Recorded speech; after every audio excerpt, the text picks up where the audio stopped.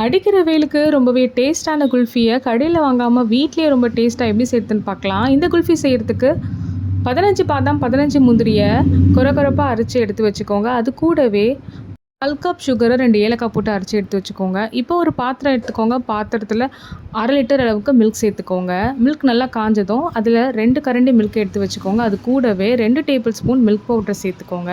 கட்டி இல்லாமல் கரைச்சி விட்டுருங்க. பால் நல்லா கொதித்த பிறகு இப்போ நம்ம மில்க் பவுடர் கரைச்ச மில்கை சேர்த்துக்கலாம்.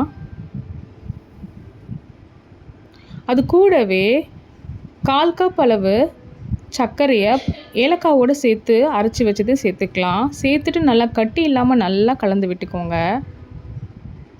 இப்போ அது கூடவே நம்ம அரைச்ச முந்திரி பாதாமையும் சேர்த்துக்கலாம்.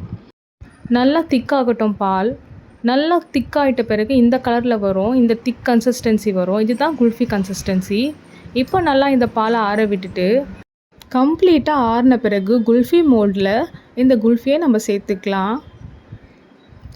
இதை அப்படியே 8 ஹவர் ஃப்ரீஸ் பண்ணி விட்டுருங்க. ஓவர் நைட்டும் விட்டுருங்க.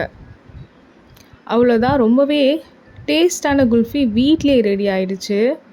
என்ன தான் கடையில் வாங்கி குல்ஃபி சாப்பிட்டாலும் வீட்டில் நம்ம செஞ்சு சாப்பிடும் போது அதோட டேஸ்ட்டே தனி தான். இந்த வீடியோ உங்களுக்கு பிடிச்சிருந்துச்சுன்னா சப்ஸ்கிரைப் பண்ணிக்கோங்க.